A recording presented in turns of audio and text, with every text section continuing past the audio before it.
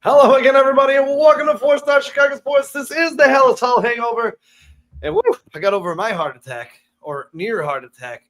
A lot to unpack here from the Queen City. Heart attacks, thousands of yards, all types of amazing things happen on a football field. Rookies break out. Flacco goes nuts. We're here for you, and we got it right after this.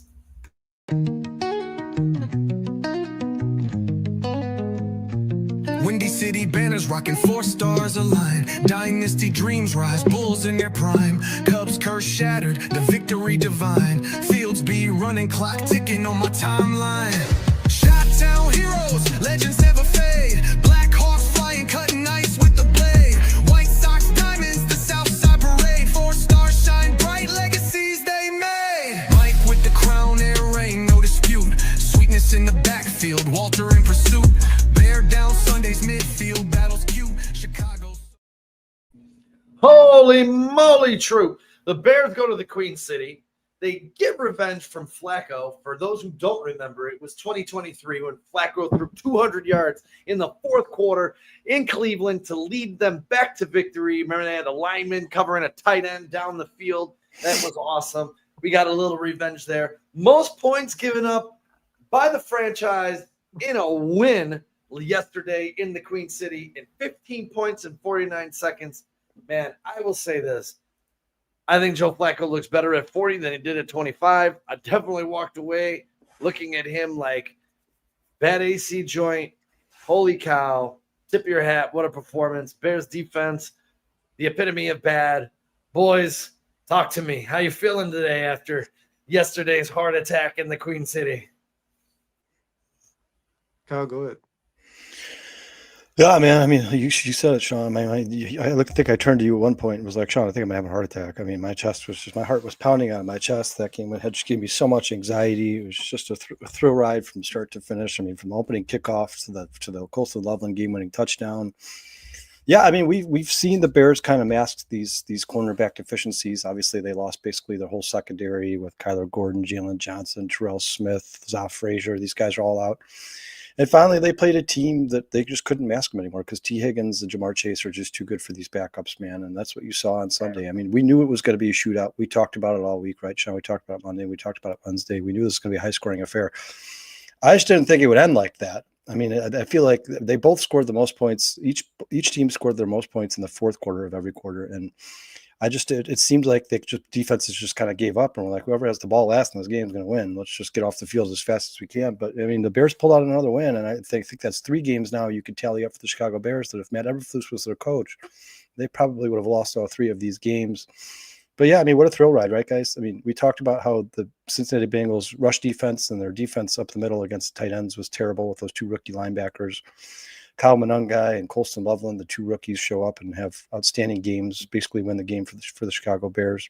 Caleb Williams clutched in the fourth quarter again, as Caleb Williams has always been, and he's becoming one of the best fourth quarter quarterbacks in the NFL.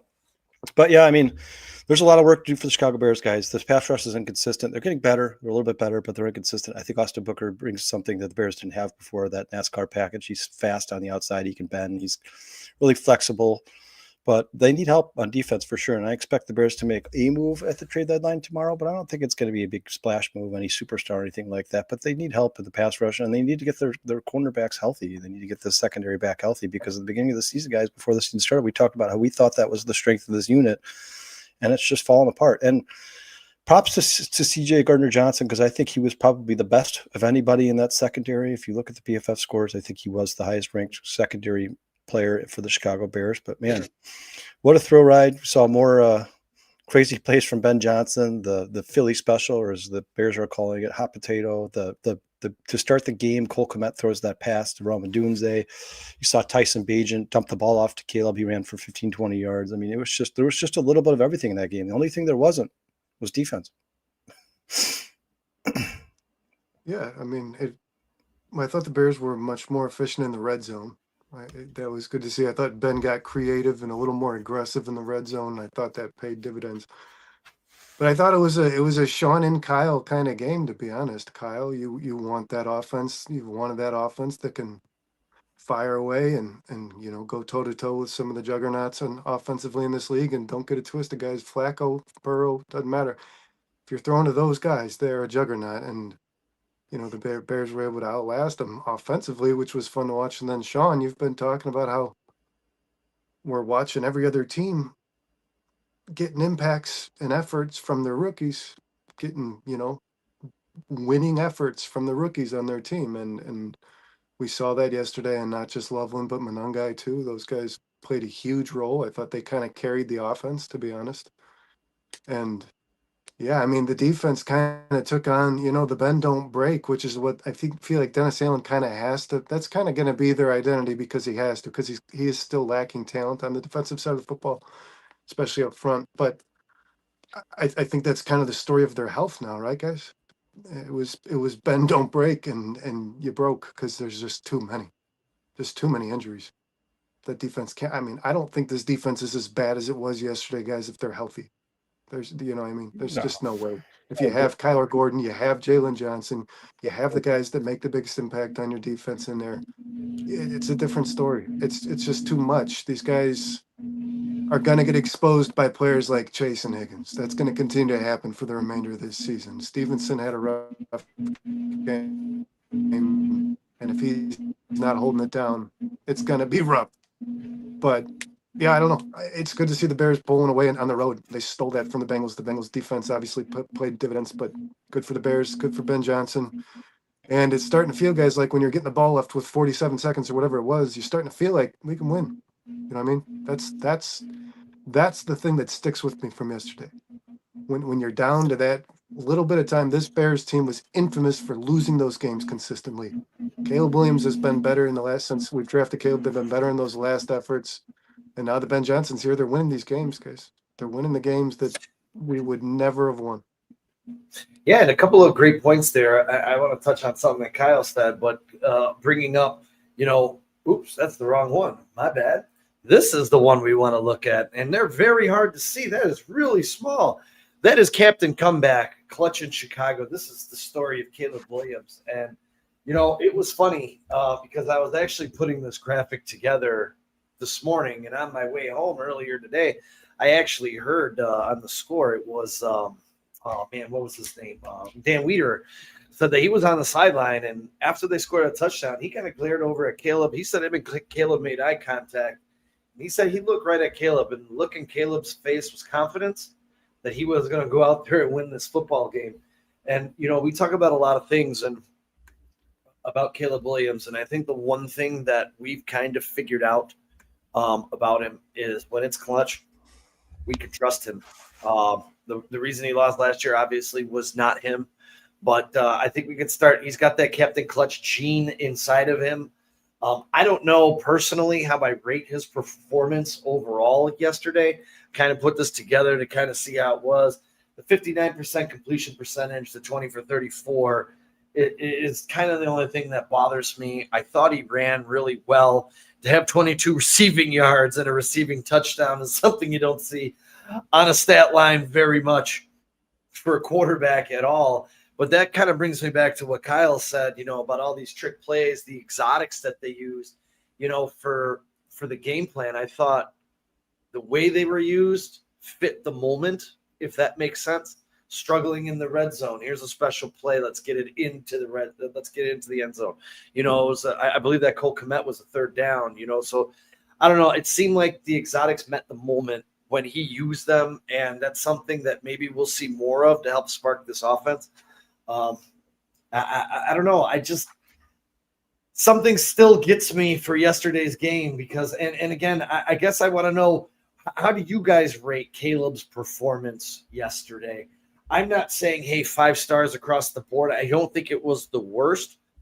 But for that defense to have a 59% completion percentage, maybe 20 for 34, and I said this to Kyle yesterday. I don't know what it was in the first half, but it looked like when he came out in the second half, he had more of that fight, that will, that desire to win in the second half. In the first half, it was kind of lackadaisical. I don't know how you guys felt about that, but that's just kind of the way I took it. I looked at you, Kyle, and I'm like, man, Caleb looks different in the second half, dude. Like, I don't know, his attitude, whatever they said to him to get him motivated at halftime, it worked because I thought he played a better second half than first half, if that makes sense. Yeah, real quick, guys. I just want to give a shout out to the chat here. Somebody I've never seen before here. He says Caleb gets a solid B for yesterday. You guys ever seen this name? It's Andy Fan K9. What's going on, man? How you doing, man? Thanks for joining the show here. Erica's in the house. Relentless Mikey's in the house. Scottish Spirit. Dante.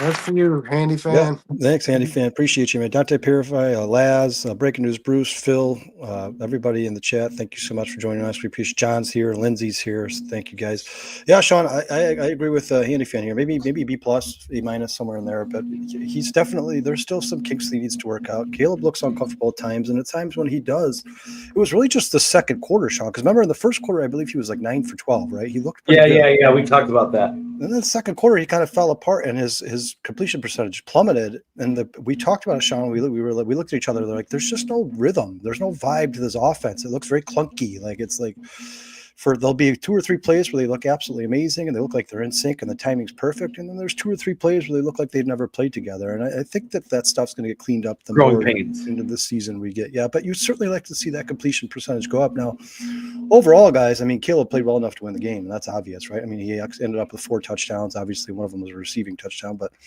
that's what you want out of your quarterback, man. I mean, you want a guy who's willing to take the reins, walk down the field, and win the game, and that's exactly what Caleb Williams has done time and time again. I'm happy about the performance, and if you look at the trajectory for Caleb's season, you're talking about right around 4,000 yards, 30, 35 touchdowns. I mean, that's a damn good season. I'm not going to complain about it. But, yeah, the scary thing about the Chicago Bears for other teams is I don't think they've cleaned it all up yet. And when they do, I think this team could be a juggernaut on offense. Now, obviously, like Brennan mentioned, I just don't think they have the talent on the defensive side of the ball this year to make this defense like a top 10 unit. I just don't think that's realistic. But I certainly do think they could play better than they played yesterday. And I think that this team can only get better as time goes on. But there's something that a lot of people in the chat have been talking about, and I'll bring it up to you, Brandon, that we've probably spent too much time on, but at some point you gotta call it out, man. I mean, Richard Hightower and this special teams unit are absolutely atrocious, guys. I mean, they literally, to me, if you ask me, they did almost everything you could possibly do wrong yesterday. To lose that game. Everything. I mean, I want to throw a Caleb grade in there too, real quick. Yeah.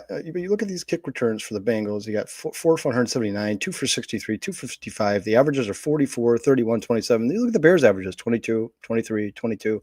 Like, they are clearly being outplayed on special teams. And then let's get into the woes, right? I mean, you had that the Bears had a 52-yard kick return by Devin Duvernay. That was negated by a penalty on special teams by Jade Walker. You had the Cairo Santos field goal that was blocked. You had the onside kick that was recovered. You had when Daniel Hardy had hit Daniel Hardy's foot. What's up, Paul? It was just mistake after mistake. And then obviously the opening kickoff for 99 yards for a touchdown. It was just mistake after mistake after mistake. And sooner or later, somebody on the special teams needs to be held accountable because this is not acceptable. I mean, this is getting to the point where at some point, the special teams unit is going to lose a game for the Chicago Bears if they haven't already. Whether you talk about week 1 missing that field goal. So, yeah, it's definitely something they need to clean up. But overall, guys, I mean, coming off last season, it's tough to find joy watching the Bears. And then this season, it's been a different story completely, man. I know that it's disappointing and disheartening for the Bears to give up that many yards and that many points on defense. But, man, that game was one of the funnest games I've watched in a very long time. And I enjoyed every second of it. It's just like I said, Sean, I looked at you 100 times and I'm like, man, I think I'm having a heart attack. I think I'm going to pass out here, man. There's just too much. But like Brandon said, with those 52 seconds or whatever was left on the clock and that timeout, I'm like, all right, with how bad this Bengals defense is, not only do I think we can win, but I think we will. You feel better. You feel better no matter who's on the defensive side. Like you said, Kyle, Caleb's shown that he's got it in him. Ben Johnson shown that he can draw it up. You feel confident that they'll, especially like in that position, they're needing a field goal. You definitely feel like I think they can get the field goal. You know what I mean? But I'm going to talk about the special teams real quick before I jump to Caleb's grade because Najee brought it up.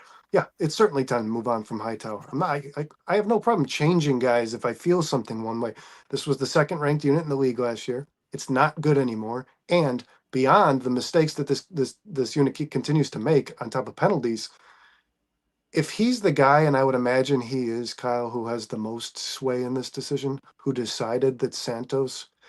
I talked about this guy's pretty in depth a week ago, and I feel like the chat was probably like, what is this fucking guy's deal? It's the kicker. Ben Johnson told us the best 11 players are going to be on the field. Did he not? Is he better? Is Santos better? Did you think Santo was better when you chose to go back to him? Did you truly believe that? I don't understand it, guys. I don't. It Yeah, I think doesn't there's a make little bit of sense. And politics if in that it. A decision lot to is do with the not money. made after this week, that's a loyalty thing. And I don't like that at all. I am totally opposed. I get the trust. I get that. Like young guys should play less because we trust the veterans more. I get that. When it comes to a kicker, it's pretty easy to evaluate. So it's time to fucking move on, man. I mean, the guy does not have a leg. He does not have a leg. He's missing kicks short. Sure. It was lined. It was online. Like, the kicks that he's missed, it looked like it was online. He's now had two kicks blocked. I, I just don't see it, man. And listen, if it was Santos's job to respond to Moody kind of creeping up, right? If they're like, hey, Moody's playing pretty well, man. Like, let's see you go out there and earn that job and keep it. Eh, I want a guy like Moody, man. Moody played clutch. I want him back. It was a dumb decision. He should be the kicker next week. They better make that fucking decision. My grade for Caleb is a B. And I only give him a B because the hard work that he created for himself, he put in, right? I mean, he did the things every play. This guy's got to, I don't know what it's so hard to see what he's seeing downfield sometimes, but he's just holding the ball. And you've got to ask yourself, with the weapons on this team, is there nobody open? Or did Ben Johnson's play where the one read is supposed to find this window in the zone, and that's where he's supposed to be open, and that's where Caleb's supposed to put it when he's open? Is that just completely falling apart on this offense? The anticipation stuff? I mean, I don't know.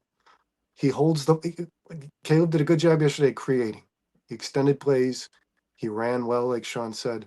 But does it have to be that hard? I don't know. What is this guy seeing downfield, man? Is Ben Johnson doing that? Two questions. Is Ben Johnson doing a bad job of scheming somebody open? Or B, are some of the best skill players in the NFL, which are on Chicago Bears, I think these guys are going to be some of the best in the league. Are they just not good enough to get open? I mean, what is this guy seeing downfield? It's definitely not good when the announcers are time after time pointing out wide open receivers that Caleb is missing. And it's a lot of the times it looks like he's not even looking their way. And they're most often checkdowns. And that's frustrating because, guys, the best teams in NFL history, the ones that won dynasties, banked on that. I mean, Tom Brady would check. The guy was like the king of the checkdown. I mean, that's how the Patriots won Super Bowls, by just throwing the ball to the running back when he was 5 yards in front of you. Caleb's got to start learning to do that. I would give him a B because, again, I don't want to hurt the guy. I don't want to give him a bad grade. I mean, the guy did win the game. And yes, Colston Loveland took that ball to the house, but that was a hell of a throw. And I sent you guys the angle from behind Caleb. Did you watch that? I mean, that he put that throw in between four players, and he knew exactly where it was going. It was a hell of a throw. I'd give him a B. I thought Caleb played well in the clutch, and I think that's what matters, right? If this team's going to keep looking ugly but playing their best football when it counts, man, I'm all for it. Yeah, as long as you can keep collecting wins, sooner or later, I think they'll be playing their best football all the time, and then they're forced to be reckoned with. I mean, like I said, if the Bears offense clean up some of these issues and Caleb Williams gets sick of getting hit and running around in the pocket and starts taking the check down more often, this team is going to be tough to outscore, and the Bears could very well find themselves in the playoff. I mean, you saw the Packers have now lost games to the Browns and the Panthers and tied the Cowboys. None of those three teams. Not the Super Bowl champion Packers. Kind of none of those three teams were playoff teams. The Bears have lost to three playoff teams. The Bears lost to three playoff teams from last year. The Packers have lost to a bunch of scrubs. It's not. I mean, this division, right, for me guys right now, Sean, you correct me if you think I'm wrong, but I think this division's wide open. Oh, I still think it's the Lions. I still think I don't know what happened with the Lions yesterday. What's up, AJP? Yeah, what's going on, AJ? We'll get another crack at the Lions. There's still so many holes on this Bears team on a week-to-week basis for me. I know I can get beat up for saying a lot of this stuff, but yeah, I was very happy, very unimpressed and impressed at the same time yesterday. It's ugly, man. It's ugly. It is. It was. I mean, you can't stop anybody. We're going to face some more potent offenses coming up in the very You near got Justin future. Jefferson on the way. Yeah, I mean, it's going to be interesting of how the Bears can make some adjustments because you just watched the Vikings go into Detroit And take and pretty Jahmyr much Gibbs run up and down the field. and You take know what Gibbs I out mean? of that game. Like, and yeah, and the Bears can't take Gibbs out of a game. No, And, no, they and that's cannot. going to be a factor. But the Bears can take a lot of people out, so it's going to fall a lot on the offense to continue to score points and be able to beat defenses, have some more of these crazy exotics or whatever Joniak's calling it now. For when I look at the Bears as a whole, I still see a struggling offense. And I know that's hard to say when they just put up 500 yards and 47 points, but I still look at a team that's going to struggle against better defenses. And I'm sorry, guys, I can't not just forget the fact that this is historically one of the worst defenses the NFL has ever seen. They're bottom three about every statistical category. So as happy as I am that they won, it shouldn't have been that hard, and it still gives me a lot of questions moving forward about this roster. Now, can the coaches continue to manipulate things on this roster to steal victories? Let's hope so. But unfortunately, there's going to be some more talented rosters coming up. And I know the Giants have been getting beat. They just got beat by the Niners. But I will tell you, Jackson Dart and that front seven next week in Chicago – scare the crap out of me. I'm sorry. Yeah, I mean, if the Bears could find a way to clean up some of these special teams issues, they would be a much better team, guys. I mean, if you look at the statistics, the Bears were better than the Bengals and everything. Now, I know that's tough to see because outside of passing yards, because Joe Flacco had such a big day, but the Bears had a better third down efficiency. They had more first rush. They had 11 rushing first downs. The Bengals 3. I mean, the Bears rushing defense is becoming one of the best in the NFL. Not at stopping the running back from catching the ball, but from stopping the running back and running, they are becoming one of the best teams. I mean, look, total yards, the Bears beat them. I mean, they won the turnover battle once again, guys, 3-0. Obviously, that pick at the end of the game on the Hail Mary doesn't really have any relevance to the game, but still, I mean, at the end of the day, at the end of the season, they're going to talk about turnover differential. The Bears won 3-0 again. I mean, this team is they're relentless and they're driven and they know that they have a chance to win every game as long as they're in it with a couple minutes left in the game. But yeah, Sean, I mean, sooner or later, if you start to play better competition and your defense, your secondary continues, if they continue to play like they did yesterday, they're going to run into some teams that are going to beat them for sure, no doubt about it. But all you can hope, guys, and I don't know if anybody heard Lance Briggs' presser today or his podcast today, but all you can hope for is that you keep winning games while you continue to get better. Because if you can keep sneaking out wins and stay above 500, and then by late November, early December, you're playing your best football and you become a team that's kind of got everything together. You got Jalen Johnson back, you got Kyler Gordon back. You're not giving up 40 points a game. Then you can be a formidable opponent that is actually just a good football team that's tough to beat and people want to see in the playoffs. But yeah, right now, Sean, I mean, you're absolutely right. This team has a lot to clean up. I'm not to say I'm not excited about winning football games, but they have a lot to clean up. I mean, what's more surprising about that Colston Loveland play to win the game, 17 seconds left, was the absolute collapse by the Chicago Bears. I mean, you absolutely cannot allow 2 touchdowns and an onside kick in 53 seconds. God. That's not acceptable. And as much as Ben Johnson did have a pretty good day coaching that team, specifically with the offense, I don't know what coaching moves he could have changed to not let that happen, but that can't happen. And ultimately it's going to fall on Ben Johnson's shoulders. A better roster. Or a healthier roster, right? I mean, you guys, yeah. I think if you asked me before the year started, give me your top 5 players on the Bears, I think there's a damn good chance Kyler Gordon and Jalen Johnson are involved in that conversation, and you're missing both of them. I mean, it's like, imagine if the Browns are missing their best corner in Myles Garrett. Like, they're certainly not going to look like the same defense, right? And the Bears are kind of dealing with the same thing right now. It just sucks because they've just been decimated by injuries and they continue to hemorrhage points. But at the end of the day, if this Bears defense gets healthy and they can start giving up 21, 22, 23 points a game instead of 30, and the offense continues to score 25, 26, I mean, that's a recipe for winning football games. And hopefully that's the end result. And I'll be honest, it can't go unsaid. The Bears have won 4 of their last 5 road games, And that's something that just hasn't happened in Chicago as far as winning games on the road. They've won through adversity on the road, being away from their building. So there is still some great positives to take away from the last, 4 road games where we've currently won 4 road games in a row.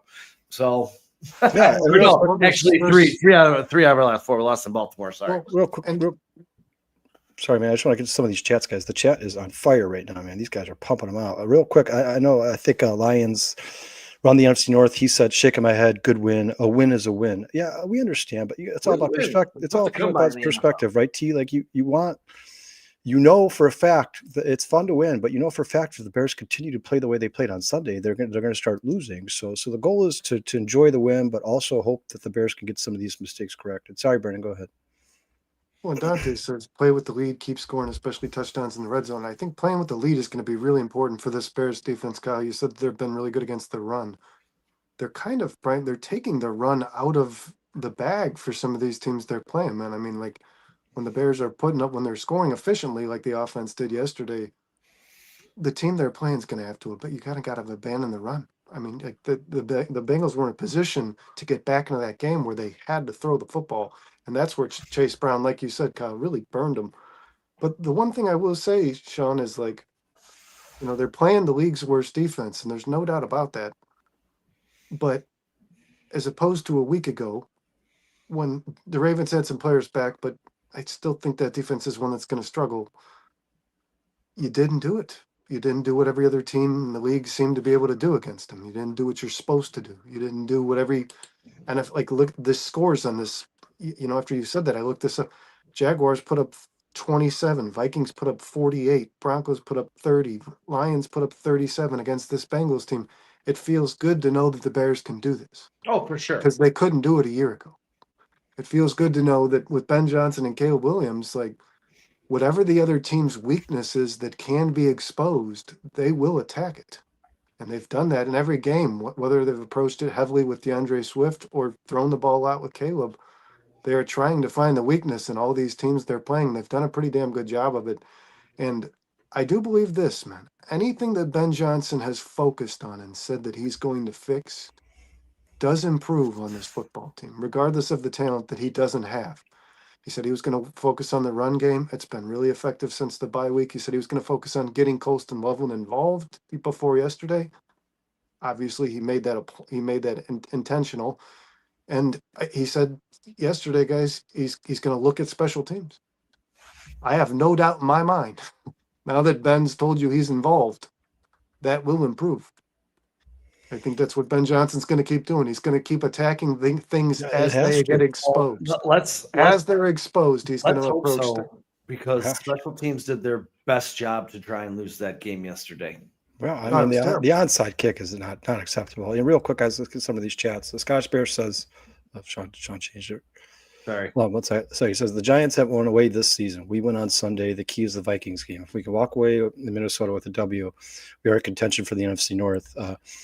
JC Weiss says, Gordon's shaking my head. He's a good player, but after 3 or 4 years, how many games has Gordon played? Yeah, the injuries are definitely becoming a concern for sure, but you still want to see him on the field. I mean, he is one of the best Bears defenders, and that's part of the reason that Dennis Allen wanted to come to Chicago was because of the play of Kyler Gordon. Jess is waiting to see our great defensive coordinator D get these guys going. Well, I think part of that's going to be health. And then Relentless Mikey says, I will say, GJ was a difference maker in the game for the Bears.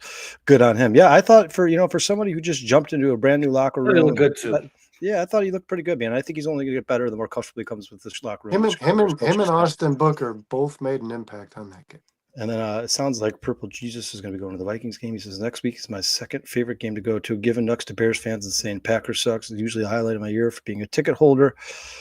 Scottish Bears says Kyle Monangai is a monster. And Laz says Brisker is horrible when he's in coverage. Better linebacker than the safety, put 20 pounds. Yeah, you know what? Brisker was bad yesterday, guys, and there's no way around it. I mean, you can go watch the film tape, go watch the whole secondary, guys, was not look at the PFF. Nobody was good. Nobody in that secondary was good. Byard had a bad day. He did. Yeah, I mean, and he's been on fire. Brisker was beaten on both the Noah Fant and the Andre Yusavash touchdowns. Yusavash. Is that guy annoy anyone else to their core? Who? I don't know why. I That don't know anything receiver, about man. Yosevich. And then I don't know Tyreek why. Stevenson. That guy Tyreek bothers Stevenson was the down. one who got burned on the big plays by Yosevich, Jamar Chase, and Mitchell Tinsley that were not touchdowns. And then obviously, you guys, I think everybody knows that Nashawn Wright was the one who was no match for T. Higgins. He was on T. Higgins almost the whole game. He And T. actually, Higgins absolutely and the destroyed him. coverage wasn't like the worst I've ever seen, man. Higgins just balled out. Higgins That does make catch some is just miraculous ridiculous. catches. He does. He makes some miraculous Yeah. catches. I will say this, guys. I know that he's still at 111 yards, but for Jamar Chase, that had to be the quietest 11 yards I've ever seen. I mean, I didn't think by any means necessary when I looked at the box score at the end of the game that Jamar Chase was going to be over 100 yards. Like I felt like Les, I gotta disagree with you, man. felt like I think even with the 111 yards, I felt like they weren't that impactful. And besides, with the exception of that 36-yarder across the middle of the field where Tyreek Stevens got burned, Jamar Chase, we knew they weren't going to shut him down, but they slowed him down, and They did that's slow nice him to see. down. And real quick, because- guys, Purple yeah, Jesus they focused just, a lot on him, and Higgins got off. you guys, Purple Jesus. Hold on, hold on, Les. Pardon- I want to say pardon. Booker had I thought, good game. I thought when he was on the field, he was effective, not just the one strip sack. I thought he was applying pressure, to be honest, when he was in there after Dial went out. I was kind of thinking to myself after watching him for half a quarter, this guy should have been starting. Dial was kind of useless, man. All right, real quick, guys. Purple Jesus, man, we appreciate you. He gifted us Thank you, 5 sir. 4-star Chicago sports memberships. Thank you so much, man. We appreciate it. I wish we were going to the Minnesota game with you, brother. I would love to. I've never been to that Thanks, stadium. I'd Kyle. love to Much chance love, to man. get up there and see it one day. But you guys, Sean, particularly you, I want to. One of the people in the comments brought it up. So what did you think about the play? Obviously, I know, Sean, you're going to start the sentence off with let's temper expectations. The Bengals are the worst defense in the NFL. What did you think about the play of Kyle Monangai? I loved it. I thought it was great. He had a great day. 26 carries, $176 on the ground, 3 receptions. I can't remember how many yards he had. I can't see it there, but no worries. 74% snap rate and 198 yards from scrimmage. I mean, the guy did well. He did what he was supposed to do against the worst rushing defense in the league, and I'm happy for him. I never said the guy was the worst. I did say he sucked at one point because he absolutely did. He was getting burned in pass pro. He was averaging 2 yards a carry. He's improved. Good for him. But we'll go with this and say, you come at me right now and say Kyle Monangai and a 4th for Breece Hall. Bye-bye, Kyle Monangai. I like what he did yesterday. I'm very happy for the kid. He's a 7th-round pick. It's a fantastic story. He does some good things. Well, I said a few weeks ago, I'll say it again. He's a poor man's Kareem Hunt. He might be a little bit better than Kareem Hunt at this point based on where their careers are. But that's who he reminds me of. And Kareem Hunt was good. He was never great. And again, worst defense in the league against the run. I fully expected him to do this. I put a lot of chips on him. I had no doubt he could because a lot of people can. Let's just see this continue. And that goes the same for Colston Loveland.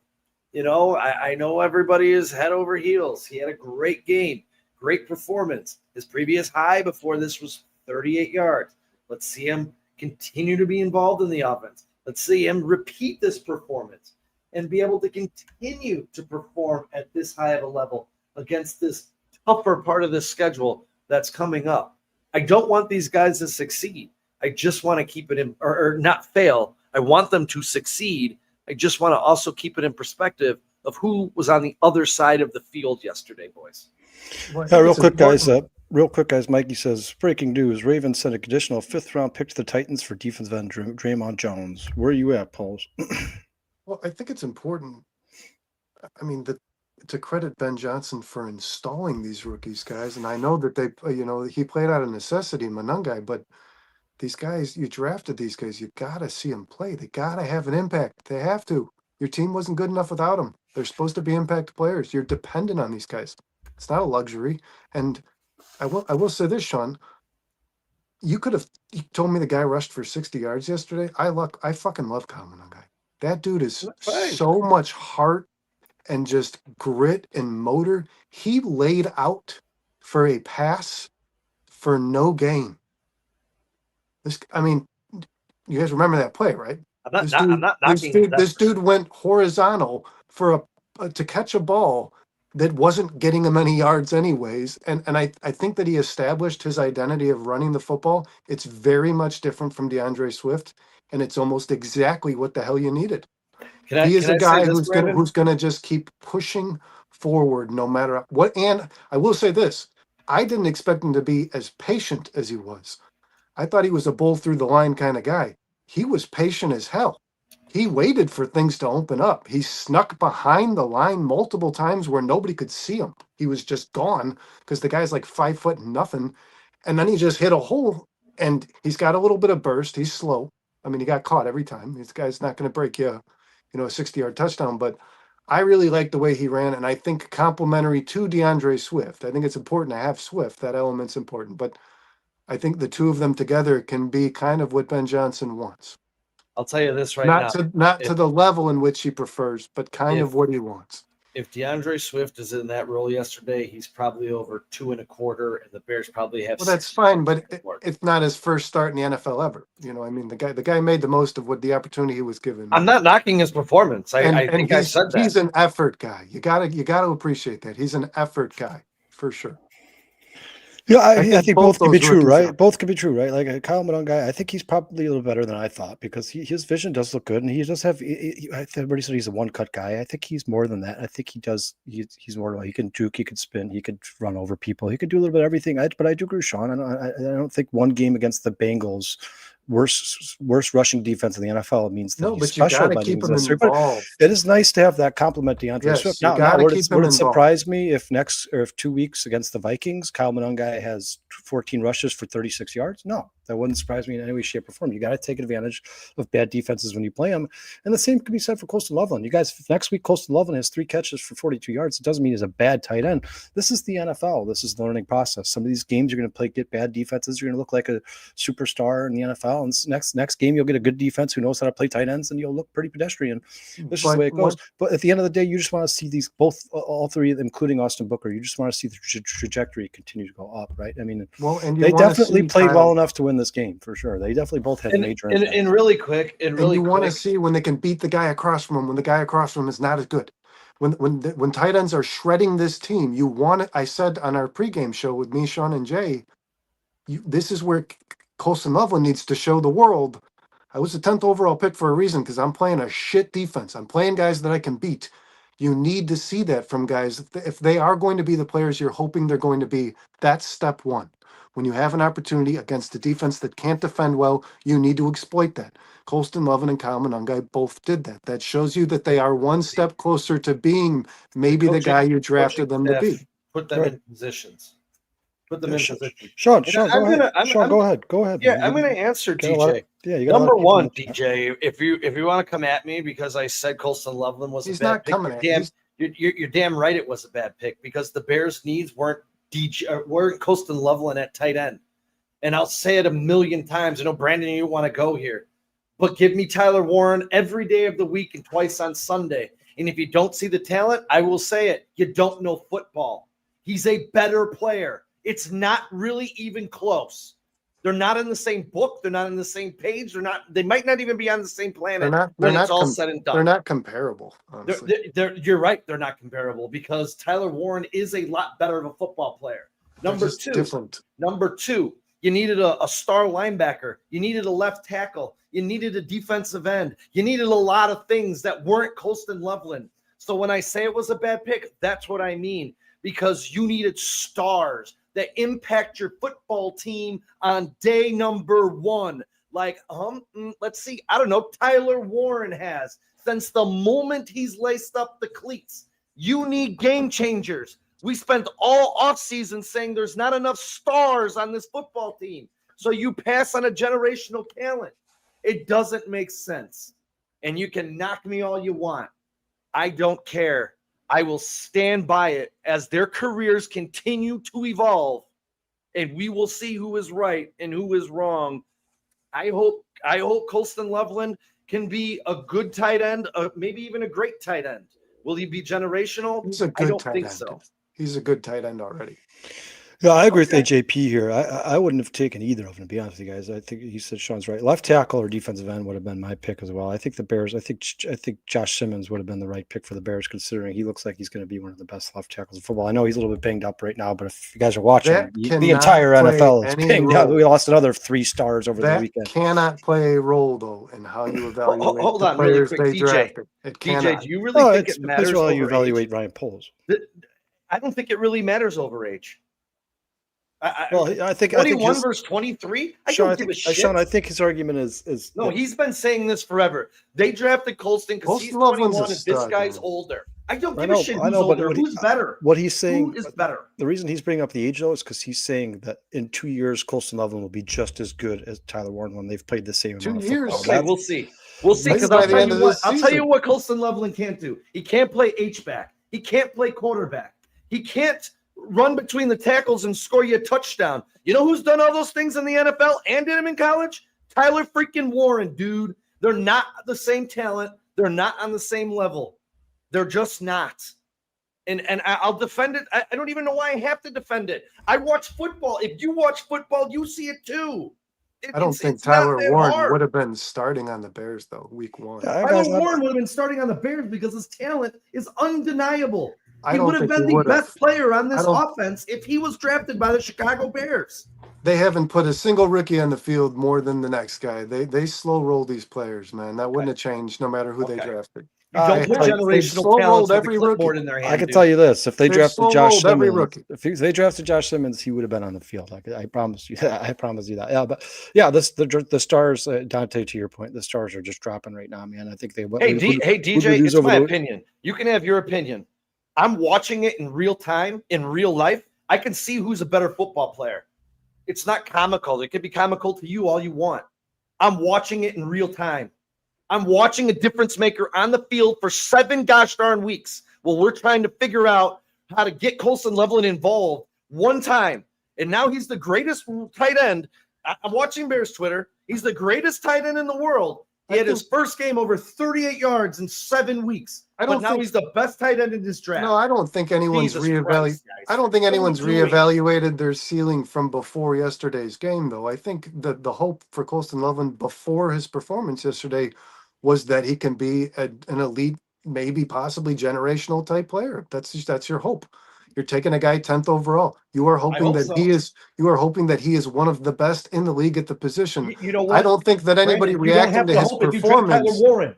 Because But I don't think was that. But Sean, you're and you accusing. stop in Chicago passing up on generational freaking talents. You're dude. accusing people of bandwagoning Colston Loveland when they were already high on him to begin with. Like Dante was already high on him, or sorry, Prophet. He said was already high. He's been watching Bears Twitter, so that wasn't like a shot at DJ Prophet. He was just saying, I've been watching Bears Twitter all day. Saying, and listen, you guys, there's no doubt that, and I'm not saying DJ Prophet's guilty of this because DJ Prophet has liked Colston Loveland since he was picked, but there's no doubt that football fans are what I think that he was going to do what he did yesterday. The thought process for football, for a lot of football fans, is what have you done for me lately? I mean, you can't erase 6 weeks of struggling to get this guy in the field because he had his best day against the worst tight end defense in the NFL. That doesn't mean he's going to be Travis Kelce. Now it's also, but you can't be mad about it. I mean, it's great to see that one of the Bears draft picks is starting to play well. That's awesome for the Bears. That's exactly what they want, right? This was what it was supposed to look like. Now we'll see, like Sean said, when it's tougher competition and he's not playing 2 rookie linebackers who are combined for the most missed tackles in the NFL, right? And then you guys, obviously on that game-winning touchdown, great play by Colston Loveland and Caleb Williams, but the worst tackling I've ever seen in the history of football. I mean, it almost looked like the three Bengals did not want to tackle him. They almost looked like they avoided him. Everybody talks about that touchdown though with the broken tackle, but his first career touchdown down the seam was a fucking beautiful route. Beautiful. Was? I mean, he is a good football player. He is. I said to Sean during the pregame show, 6 catches for 70 to 80 yards and a touchdown. He definitely beat that, but I just expected, because I think Colston Loveland is still a good pick. I thought Ben Johnson made a good pick. I trust Ben Johnson. I think that he's going to listen. I believe Colston Loveland, and Dustin said it too. I believe Colston Loveland is going to start to establish himself as a person who's very capable of doing what he did yesterday. I think he is a nightmare. He is a nightmare for good defenders, bad defenders, you name it. The guy, when it comes to matchup as a pass catcher, is a nightmare for I hope everybody you're right. because he's I hope you're faster right. than your linebackers and he's bigger than your DBs. He's a nightmare. He is.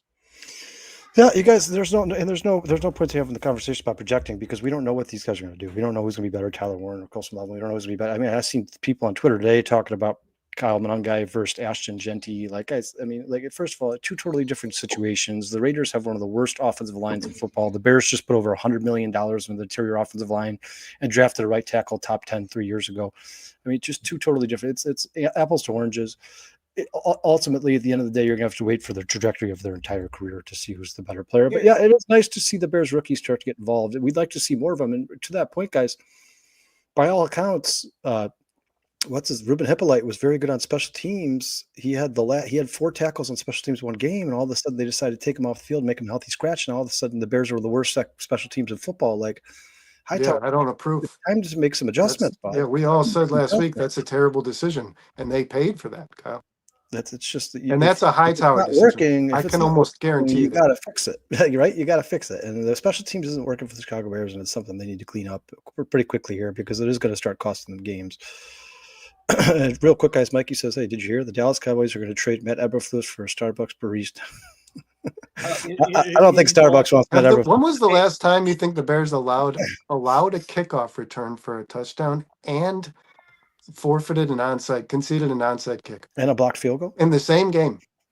Yeah, when do you think the last time they had? I guarantee you, if you look that up, it's like 1960 something.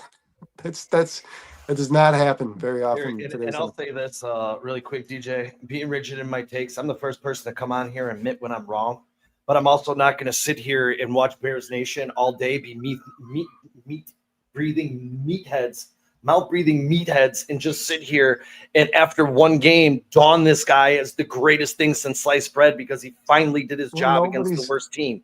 So call my takes rigid. I don't really care. I speak what I see. Well, those people are Bears fans. No, if Bears fans can't sit here and say, yeah, Colston Loveland could possibly be good, but not be as good as Tyler Warren, then my takes are rigid.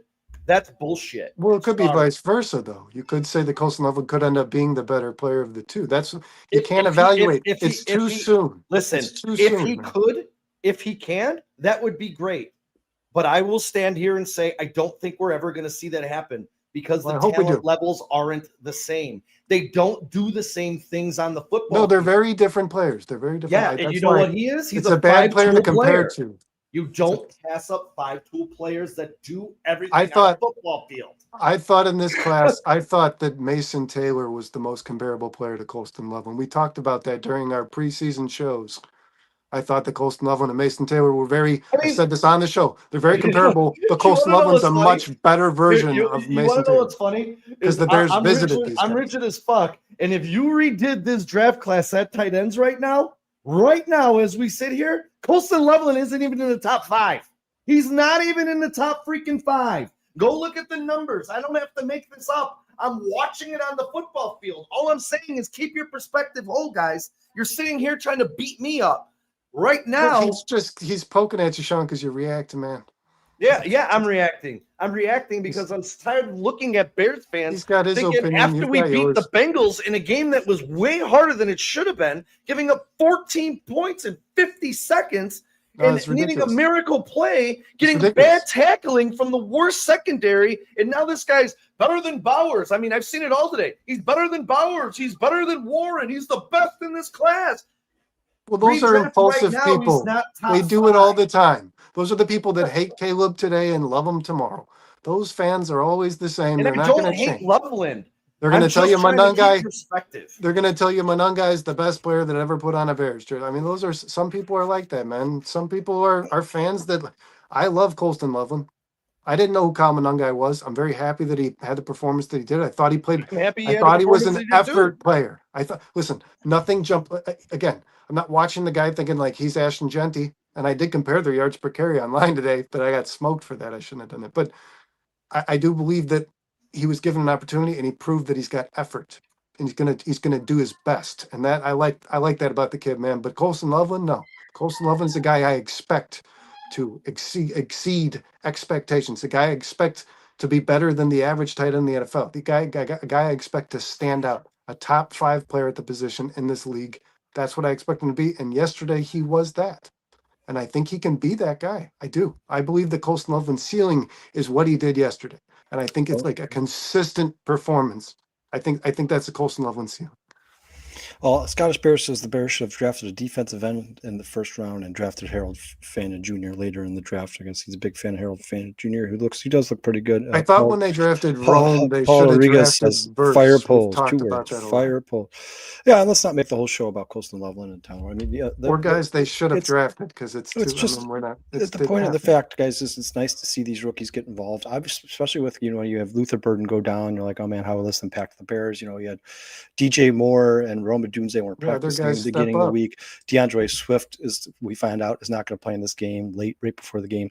It's nice to see guys who the Bears are starting to find guys who can play a certain role in this team. And now when DeAndre Swift comes back, the Bears are even stronger because it looks like Kyle Monangai is almost the perfect complement to him. I don't think Kyle Monangai is going to be somebody who's great in open space or somebody who's going to, like you said, Brendan, break a 70-yard touchdown. But if DeAndre Swift can do that while Kyle Monangai continues to beat up the interior of the defensive line and tire them out, that's a good 1-2 punch to have. And you guys know that I've said this since he was drafted. He gives me very David Montgomery-esque vibes. I think he plays with the same heart and soul. I'm not saying it's the same skill set because I think David Montgomery is probably a better pass catcher and probably is a little bit stronger than Monangai. But Monangai is that type of running back, man. He's not an athletic freak by any means necessary, but he always falls forward and he'll do whatever the team asks him to do. So that was nice to see. Well, Kyle, you made me think of something else. You talked about a lot about how Ryan Poles had, he went out and got weapons, right? And this offense looked like, oh, you got some pretty good pieces there. And then he got more. And then after he got more, people were like, he'd be crazy to draft a skill player in this draft. And he got more. And you saw that. You saw that yesterday because you were right. Rome Dunze was taken out of that game. I think Caleb stopped trusting him. I don't know what happened. Rome just he was targeted 3 times. He didn't have a catch. And DJ. No, that's what I mean. I don't know that maybe Caleb thought and the team this looks is not better his when day. the spread is Maybe Caleb thought this ain't his day. But DJ I thought was effective. But then you had guys where Rome Luther Burden wasn't there, and Rome obviously wasn't really a big part of the game. You had guys like Colston Loveland and Monangai step up, and that was the point of adding as much as you added, right? To continue to add pieces so that you can rely on other guys. This offense was always going to be somebody else is going to have their day. I feel like that's the way they're going to approach this moving forward. I mean, Sean brought up in the week on Wednesday talking about the Bears. Well, hold on, Kyle, hold on. The Bears have a lot of weapons, and somebody's going to have their day, right? That's why they're hard to trust in fantasy. That's my point, though. Ben Johnson has done a really good job. When he approached this Bengals defense, he knew Colston Loveland and Cole Kmet have got to be a big part of this game plan. And Cole Kmet was going to be until he got injured. But that's the way he approached the league's worst defense against the tight end position. It's good that the Bears have the weapons to exploit the team's weaknesses. Yeah, that's cool. Ben Johnson is doing a really good job at attacking the teams where they're weak. Rome Dunze is beating the worst secondaries. Colston Loveland's beating the worst tight ends. I mean, you know what I mean? They're running against bad rush defenses. Ben Johnson is putting together game plans against teams, and it's beautiful. I mean, they're executing because he knows where these teams are weak. It's important. It's important to see that. Oh, for sure. Jay Tripp says, stop worrying about other teams' players to start focusing on our own growth. Says, we're not worried about other players, man. We're just, it's a football podcast, right? Of course, we're going to talk about other players in the NFL. It would be kind of awkward or odd not to. I mean, you guys, there's always going to be comparisons to the NFL. Jaden Daniels to Caleb Williams, Tyler Warren to Colston Loveland, Jalen Carter, Javon Dexter. Like, this stuff's going to go on. You guys, it's the same positions drafted in the same drafts, especially if you pass on one and choose another one. People are always going to say, did they make the right choice? Should the Bears have drafted Patrick Mahomes instead of Mitch Trubisky? You're going to hear that shit for the rest of your life. This is part of football. This is part of sports. You're always going to have criticism after a draft is over, especially if one player looks better than another. DJ Prophet, I agree with you 100%. Jaden looks more like RG3 than anything. And I've said that. It usually takes a long time. It takes a long time to be able to say definitively, this guy is better than that guy. It does. I said that earlier. Jaden Daniels and Bo Nix of their career, not one season. Jaden Daniels and Bo Nix were the best rookies in the class, without a doubt. And now you have Drake May, Michael Penix, and Caleb Williams looking like they could be the best in this class. It's just you cannot make those decisions. You guys, people are in the chat here talking about Jaden Daniels and RG3 making that comparison, and we've talked about that on the show before, especially because Jaden Daniels is so thin. You know, he's 6'4", 200 pounds. I find it tough to believe he's going to survive in the NFL if he continues to run the ball so much. And Sean brought us to attention today that Jaden Daniels and RG3 were injured on the exact same yard line in the exact same week against the exact same team on the exact That's same field. crazy, right? I mean, the odds of having that coincidence is absolutely astronomical. It's scary shit. And then I found out that, Sean, who were the other two? Joe Theismann and another Commanders. They were hurt on the same yard line against the same team, same score to finish the game, same stadium. What? Was it Alex Smith? I think it was. Was it Alex might Smith? have been Alex Smith. Yeah, I mean, if I'm a quarterback getting drafted to Washington, I'm saying no, thank you. I'm good. Yeah, DJ Prophet says Alex Smith. No, thanks. Like, not only were all those injuries coincidences, but they were all incredibly gruesome. I mean, I know Gene Daniels didn't break his arm, but I know for a fact the arm is not supposed to go that way. I can tell you that shit. Oh no, they're assessing. gotta be He ligament dislocated damage. his elbow, Oh, but yeah, sure. they're gonna dive in there and see what's torn. Yeah, Man, they have to repair that's the arm. the problem. That changed Jake Daniels forever, man. I mean, first of all, I could see him being out for the season. First of all, that injury is going to live in his head forever. Second of all, he might play more scarce. He might be afraid to get hit like that again. It's probably going to change his career, trajectory of his career. Well, those guys tend to stop To be running. honest with you guys, Jaden Daniels didn't look all that great in the game before he got hurt. To be honest with you, he did not play well, and it seems like it's just been a season regression. Now, obviously, a lot of the players around him have got hurt in the season. But one thing I want to talk about real quick, guys, I don't want to get too far away from the Bears. Sean talked about all week, especially on Wednesday, about running this offense through DJ Moore, and man, I think Ben Johnson hurt him, because you're talking about DJ Moore rushing for a touchdown, throwing for a touchdown, being Caleb Williams' number 2 receiver outside of Colston Loveland. And before that last pass of the game, they were tied in targets and receptions. I mean, it looks like when the Bears get the ball in DJ Moore's hands, good things happen, right, Sean? I mean, I've always said it. I don't know. When I look at the Lions and I look what the Lions do, and I look at the way Ben Johnson wants to set this up, I just don't understand why the first 7 weeks have been so far away from DJ Moore. He's a playmaker. He makes things happen when the balls are in his hands. When the ball is in his hand. So for me, I want to see more of this. And it's not to take away from Roma Dunze and what Roma Dunze can do, because I actually think it would make Roma Dunze more effective. It would leave him more open, more one-on-ones for that contested catch and or free catch. You know, I just think this offense, and we saw it a little bit yesterday, there wasn't a lot of Roma Dunze. He had the drop in the end zone, but there wasn't a lot of action his way. The ball was kind of spread out to different areas, but focal point on DJ, focal point on Colston, and the run game. The offense, to me, flowed a little bit better. Still had its clunky moments, but I kind of think all offenses do.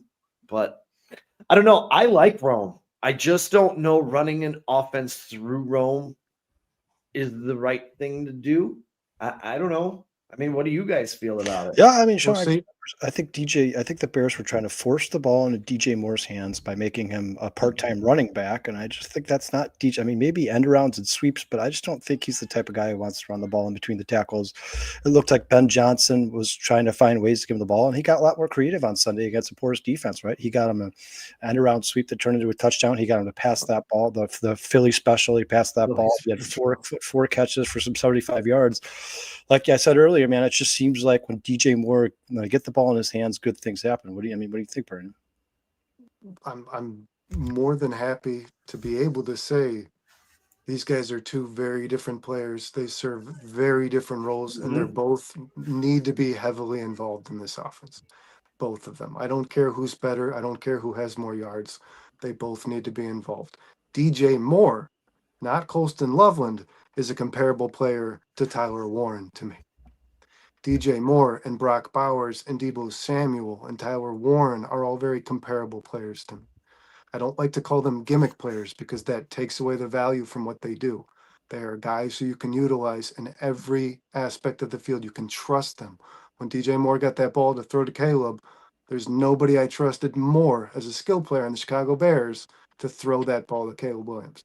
I You don't trust Zacchaeus. Rome with his one interception last year. No, or Zacchaeus. No, and What's I up, think, Lauren? How you doing, and man? I think that there is no player, guys, on the Bears, and maybe no player in the league, very few, that can play the role that DJ Moore plays in an offense.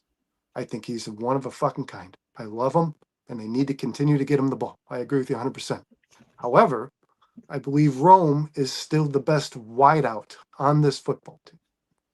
I think that he's going to be in the future the best wideout on this football team. I think Luther Burden's going to be an extraordinary slot receiver. I think that Rome Odunze is going to be the best wideout on this Bears team for the future. And I think that's the role that he needs to continue to play, because that's the role that he has. I mean, it's the role he's played best. Can I say I think Rome is the only true whiteout on this roster? Yeah, well, and I would agree. I'm not throwing shade, guys, but if Rome Odunze is going to be the best wideout on this team, the drops have to stop. I mean, guys, this is becoming a pattern. Yeah, this there's no isn't excuses for drop. First couple of There's games no of the season, excuse. I'm like, The one he dropped from Komet, I mean, come on. Is there a softer pass? Yeah, I mean, Komet threw that ball at like 3 miles an hour. Is it just me, or is it like is it 2 memorable drops a game from Roman Odunze? I mean, dude, especially when your quarterback's in duress and he's trying to find a way to make a play, and he makes an amazing throw downfield that hits you in the hand. Well, he dropped the end zone pass. He dropped the end zone pass because it was a bullet. The pass that Caleb put on his hip. No, I'm not. I'm not making an excuse. I'm saying that's the reason. You could see the ball came off his hip before he even got his hands on it. It hit him too fast. He wasn't ready for it. That's not an excuse. But the ball from Komet, he was looking, we got you, Dante. He was looking at Komet, and Komet threw like a pass you and me throw in the yard, man. I mean, like, it was like, what the hell, dude? Like, how do you drop? How do you drop something like that? That's got to stop, dude. I mean, you guys have said it for weeks, and I've kind of pushed it. Like, Rome cannot continue to. And I wasn't that a third down play? Wasn't that a third down play? Yeah. Guys, here's a little drama in the chat here by Chai Will and Melon Smasher, both with breaking news here. Chai Will says, "Is it true Rome's father demanded a trade today?" This is 100% Melon true. Smasher follows it up with, "Rome Odunze's dad wants him traded. It's all over social media today." So it is very true. I was literally about 2 seconds ago looking at it on social media. Who cares? So, Rome's his own man. He loves Caleb. That's kind of surprising, considering that his parents were like these very conservative, well-spoken. It's surprising seeing that he's very proper. Like for his dad to go to social media is just a little bit surprising to me, I guess.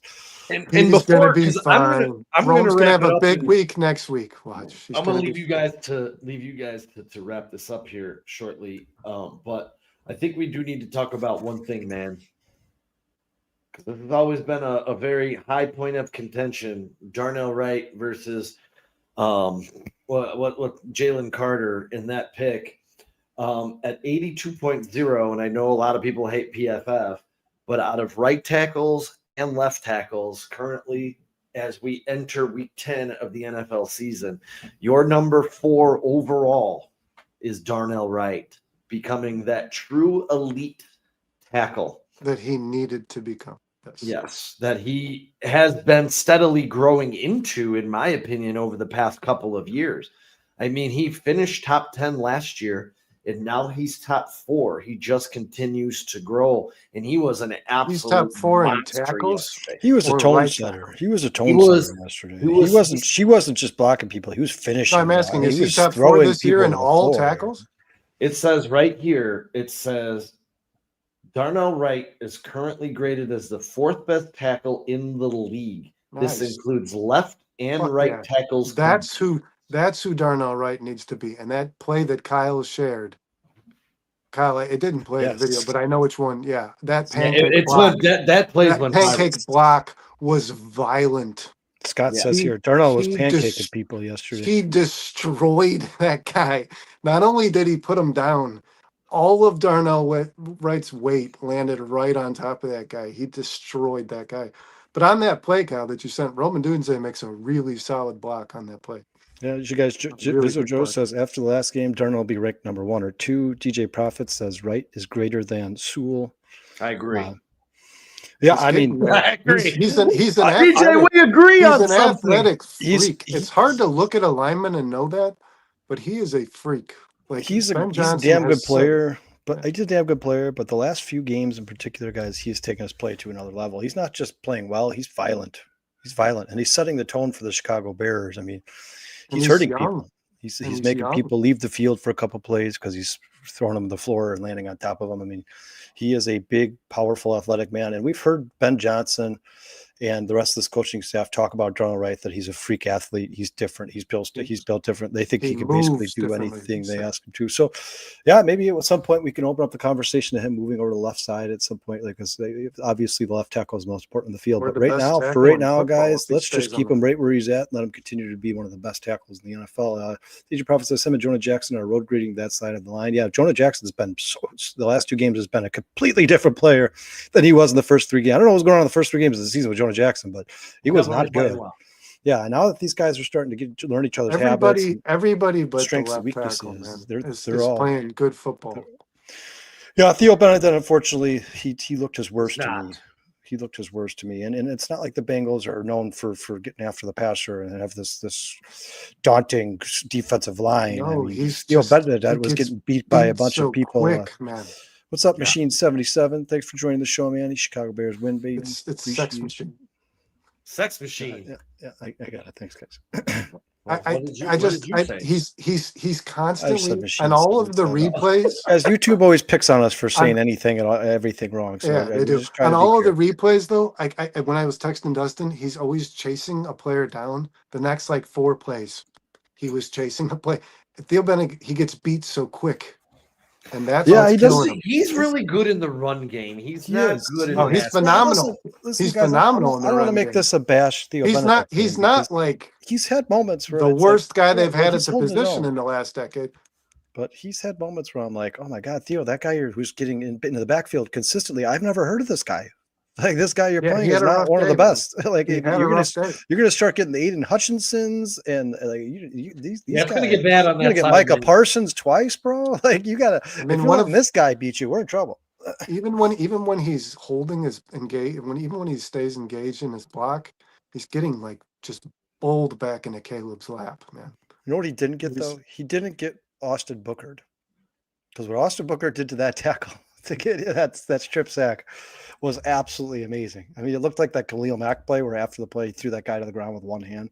Austin Booker just absolutely destroyed. Was that Orlando Brown? Who was that on the Bengals? I think it was That- Mims. Wasn't it Mims? Yeah, Mims is on the right. So Yeah. he was on the, so it was the left. So Yeah, it was Orlando Brown that Had Austin to be Booker Brown. absolutely just trucked, ran over, and then stripped that sack. Austin Booker brings a whole new Dude, dynamic to the speak- Chicago Bears, and I speaking think of- he's another guy who's only going to get better. Yeah, the I longer thought. this Yeah, season goes on. I don't know I forget who said it in the chat, but I thought he was really effective. Laz, I thought he was really effective every time he was on the field. I really did. I thought that he was a handful for any player that was trying to block him. But speaking of amazing things, the Euro step by Caleb Williams on that I think it was his biggest run probably. That's what I'm talking about. I remember the juke. Are you talking about the He- juke? Well, yeah, he kind of, but it was like slow. He kind of like, I don't know. It was strange how it played, but when you saw from behind, it was like, damn, he like really broke that It guy's was fucking. just, it's he just just broke that guy's ankles. Listen, I'm not taking anything away from the Bears, and I'm not taking put anything he put away a from move Jamar on that Chase or guy. T. Higgins or Chase Brown, but it was Yeah. just so hard to critique anybody's playmaking abilities in that game because the defense just looked disinterested on every. I mean, I felt like nobody in either secondary or Good call, Paul. linebacking core wanted to tackle anybody in that football game. The Bears aren't that bad. I don't know what happened yesterday, but they felt. I mean, Jaquan Brisker. When he's in coverage, when you're relying on him and you're playing up at the line of scrimmage, you can commit to stopping the run and Chase Brown. And these guys have to start playing one-on-ones. Jaquan Brisker looks lost in coverage, man. He looks absolutely lost. Yeah, He he's does not belong. He's never been a good been. cover safety. He's though. never been. No, that and guy. that's got to be something that's got to be a concern for the Chicago Bears because that's always going to be detrimental to this defense. And if they can find somebody better in the But draft he's next year, they might want to phenomenal contemplate that. in the run. At the line of scrimmage. Yeah, of course. He's a very violent player. That seems like that's kind of where he makes his So living. you got to kind of decide. but do you take gotta the good be- with the bad. Yeah, I mean, but can't you have good and average? Like, does it have to be good and Oh, bad? yeah, Can't it be Jedediah like he's really agrees. good at the line of scrimmage and he's average in coverage? He's not average in coverage, guys. He is horrendous. Jedediah agrees with Kyle. Got to play better. Yeah, without a doubt. Definitely. I mean, The next 4 weeks is really going to test that left side. That's for sure. And you're talking about playing all you're 4 talking quarters. about you're talking about Benedict? Oh yeah. Oh, dude, Micah Parsons against Benedict scares the No, ever not living Micah shit out of Parsons. me. You got the Giants, so you'll have Thibodeau and fucking Carter Burns. next week. Brian Burns and Abdul Carter and every Brian other Burns, guy that they Brian drafted Burns number is, one. Brian Burns is first in the league in sacks right now. So that's And then you're gonna go up. Then you're gonna go up against Minnesota. Then you're gonna go up against but I Pittsburgh. will say, Sean, and correct me if you guys think I'm wrong, but the guy that Minnesota drafted last year is starting to become a disappointment. And that's good to be a Bears fan when you say that. Walker, Dallas Turner. No, Dallas Turner. Dallas Turner. Yeah. He is. I mean, didn't he go before Jared Verse? I think he was drafted before Jared Verse. What was Jared Verse? 19? Yeah, Jared Verse was 19. I think Dallas Turner was like 15 or 16. I think he was earlier than that. And if that's the case, he was like 12. If that's the case, they made the wrong move. They made the wrong move. 17. Oh yeah, so They're very, Kyle, they're very, very different though. Yeah, of course, totally different playing styles. He's an edge. If the Vikings had added Jared Verse to that defensive Versus a line, defensive end, they would be a much. Yeah, but they play with linebackers, man. They play a 3-4. Their edge rushers are all the Van Ginkels or whatever the dude's name is. Yeah, Van Ginkel, Grenard. They're all thin, slender, fast. Listen, I don't think there's a team in the NFL that's like, yeah, no, thank you on Jared Verse. This guy but he's like your prototypical NFL defensive end. I think he's leading the league in quarterback pressures. I mean, this is his second year in the NFL. He was their defensive rookie of the year last year. I mean, Jared Verse is just an absolute monster. I mean, it's almost like he's a beast. And listen, is he as good as Aaron Donald? Absolutely not. But to replace Aaron Donald with Braden Fisk and Jared Verse, I mean, the Rams just know what they're doing over there, man. You talk about a good organization. How much the Rams have just snuck under the radar here. I mean, nobody's talking about Matthew Stafford being the MVP, guys. The guy has like 25 touchdowns and 2 picks. He needs to be in the MVP conversation without a doubt. Yeah, they're pretty good. They're a damn good football team. And if Matthew Stafford can stay healthy, they're a team I would not want to play in the playoffs. I mean, I listen. We're talking this Giants team with Jackson Dart is a much different football team. It's a much different football team. They have energy. They care. And we'll break that game down. We'll dive deep into that game on Wednesday. Yeah, but we'll dive deep into that. I'm not looking forward to that. Well, we were talking about the left tackle position. Yeah, you've got trouble on the way. You've got Aiden Hutchinson. You've got Micah Parsons. You've got Brian Burns. You've got Prop Grenard. You've got big problems on the way. Yeah, guys. Chai Will says the Rams play 3-4, and Paul Rodriguez follows up. The Rams would be my pick to represent the NFC in the Super Bowl right now. I think right now mine would be the Seahawks. I think the Seahawks are probably the most complete team in the NFC right now, but I certainly can see the Rams beating them for sure. Especially like Sean said, I'd like to see Sam Darnold win a playoff game before I have more faith in the Seahawks. But that Seahawks team is damn good, guys. They're not just winning; they're beating the shit out of everybody they're playing. I did bring this up earlier. When you look at Seattle, their 2 losses. Or 2 teams with winning records. Yeah, and look, we got a host of wins against teams with record. You guys, is it just me? Is it just me, or is every time we pick a team, we're like, all right, this team is legit, and then it's like, the Lions lost to the Vikings. We're like, all right, you know what? The Seahawks are legit, and they're like, oh, next week they lose to the Cardinals. All right, I'm personally, guys, it's just been. I'm personally sticking with the Lions still. It's hard not to when you look at the roster. It's hard not. It's been a very, very weird season. But Sean, didn't the Lions lose a couple offensive linemen? That's huge. You know what? You got to see how serious those injuries are and if they're coming back. Because I did either of them. Taylor Decker, I saw he walked off.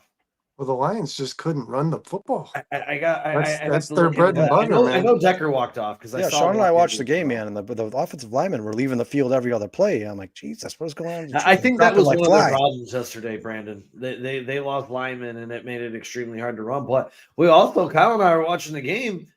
They just didn't have Gibbs on the field, so either he was hurt. Or they just didn't want to use him, but he wasn't on the field, dude.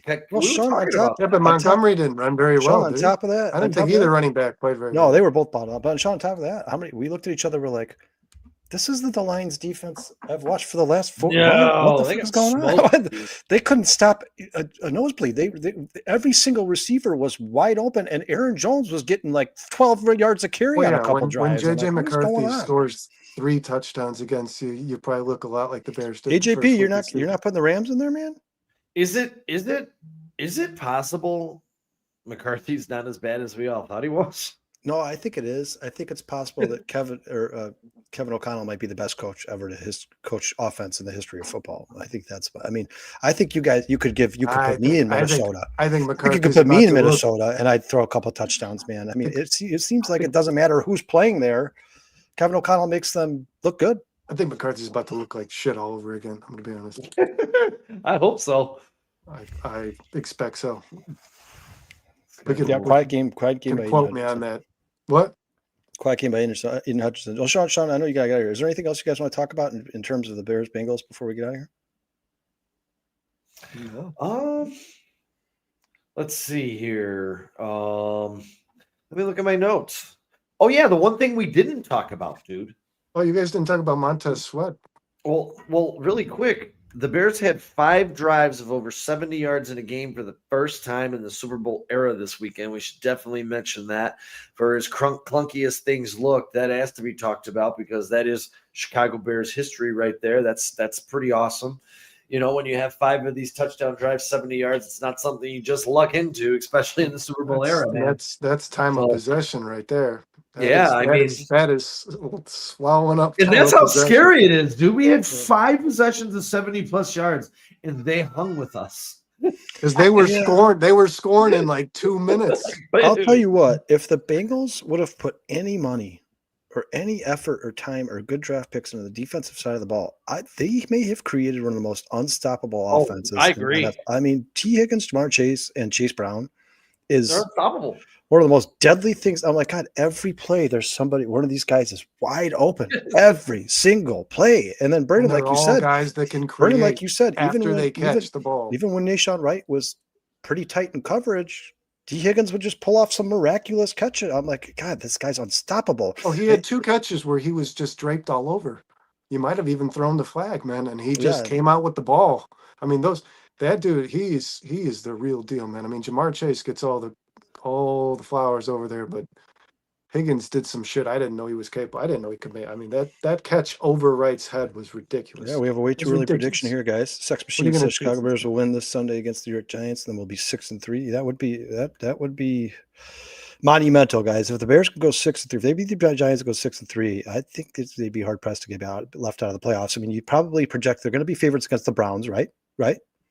They're probably going to be. You can't sleep Them on and the the Vikings will probably be pretty even. I think it'll be like 1.5 probably going to the Vikings since they're at home. And if you can win those 3 games, the Giants, Browns, and Vikings, and the Vikings should be a revenge game because the Bears should have lost at home in them week 1. Then you got to beat what? You got to win 2 more games against the Eagles, the Niners, the Steelers, the Packers twice, and the Lions. I know that's tough because those are all pretty damn good football teams. No, you can beat the Steelers. You can beat that Steelers team. Any team with a Myles Garrett with this left side being vulnerable scares the crap out of me. I would favor the Bears. I would favor the Bears over this. That's not good. I would currently take the Bears. Yeah, but Sean, he had 5 sacks the other day and they lost.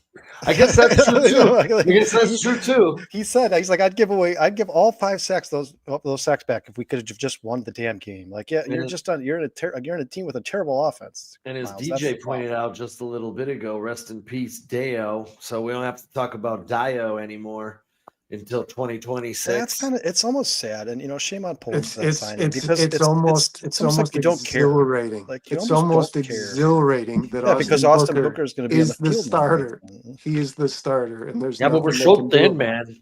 Yeah, you have to add somebody tomorrow. You absolutely don't have no choice. You got to make a move. Because you lost Shamar Turner too, who played on the outside a little bit. You guys don't. Real quick. Oh, you know what? Robinson. You guys, something I didn't talk about. I should have brought this up. Hardy. Guys, I don't know if anybody listens to ESPN 1000 instead of watching the TV broadcast, but Jake Glazer was on the pregame show and said that he heard that the Bears were more involved and making more calls about defensive linemen than any team in the NFL yesterday. And he believes that there is going to be an addition. The front runner right now, from what I've heard, guys, and don't quote me, this is just what I've heard, but the front runner right now for the Bears to sign or make a trade for is Arden Key.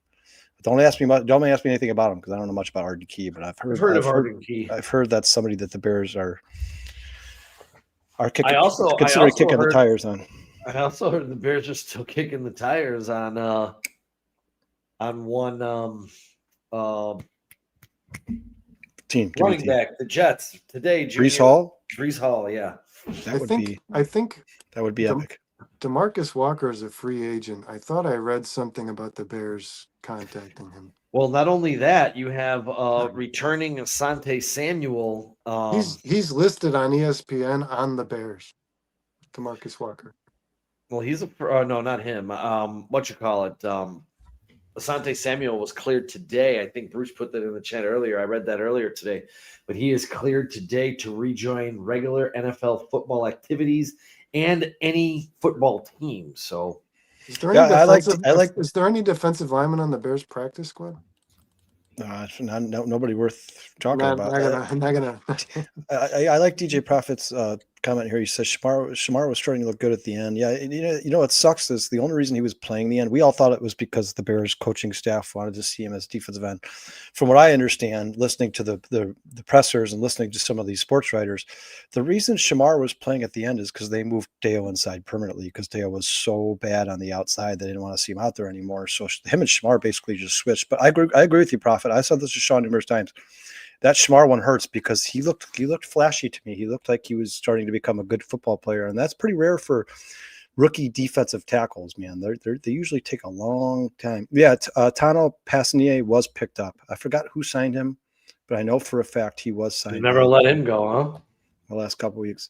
Jedi Harper said I wasn't watching him the whole game, but Sauce made some good plays for his first game.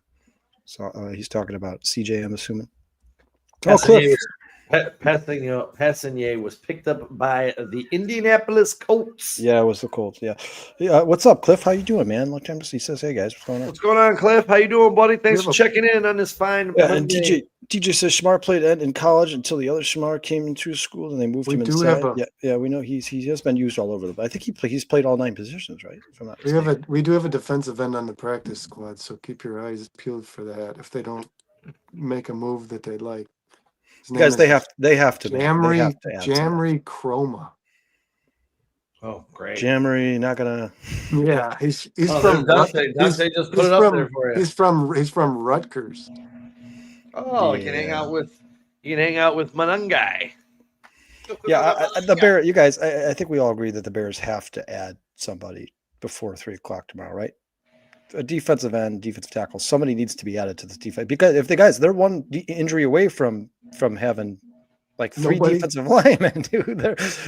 If Austin Booker or Montez Sweat get hurt, this team is in big trouble. Big trouble. They need to make an addition. It sucks to be Bears fans because the Bears actually have been relatively healthy in years past, but to see their entire secondary and this entire defensive line just get decimated week after week after week, it's becoming soul crushing because the Bears. There's no reason the Bears should have given up 15 points in 49 seconds. But if you can't pressure the quarterback, even at 40 years old, if he gets to stand back there for 4, 5, 6 seconds with T. Higgins and Jamar Chase, yeah, eventually he's going to start picking you apart. Dante Purify says, I almost want to Judon for a third. But yeah, but Dante, by all accounts, Judon played very poorly last year. So I don't know, maybe he just needs to change the scenery. And, players always look bad on bad defenses, and the Falcons were not good, but Judon did not look good last year. Jebediah says, CJ Gardner, my brain isn't all there in the moment. Yeah, so when he said Sauce, he was talking about CJ Gardner. Yeah, and I think CJ, Sean, didn't you say CJ wants to be called by his actual name now? Isn't that like something he came out and said? I never got to the bottom of that. I thought they said they wanted to call him Chauncey. What did they call him during the broadcast? I missed it. CJ Gardner Johnson. But I think I read something the same thing, Sean. I think he wants to be called Chauncey. Not that it matters; it doesn't matter. But I think he wants to be called Chauncey. Yeah, that doesn't matter. It doesn't matter what he wants to be called. Oh, Sean, here's a comment for you from Cliff, man. He says, "I might set up an antenna if YouTube and Disney can't settle their pricing dispute." Talking about ESPN. God. Yeah, I'm going to tell you this right now, Cliff. This is driving me nuts. I'm watching the Jayhawks on my cell phone because of this stupid dispute. It's really The last one they had lasted like 13 days, so I'm giving them a little hope. But God knows I can't make it through college basketball season without my ESPN. I'm with you, Les. None of us. And it's None of us here literally the only loved thing it. I use ESPN for. So, I think Dustin kind of Cliff- like nobody here was real crazy about that signing. oh, you know what else? I can't watch Monday Night Football either. Ah, thanks, thanks, you two. Yeah, Cardinals, Dallas. Yeah. Cliff says players call him Deucey. Hey, you wanna know what, Kyle? I need to watch it for fantasy purposes. I got a game on the line tonight. Yeah, Laz, I'm a defender of Ryan Poles. And listen, I'm not one of those guys who thinks he's the best GM ever in the history of the world. I just think he's better than most Bears GMs have been. But I agree with you 100%, man. Deo guarantees next year another $32 million for that guy, and now he's probably not going to play till what, week 10 next year.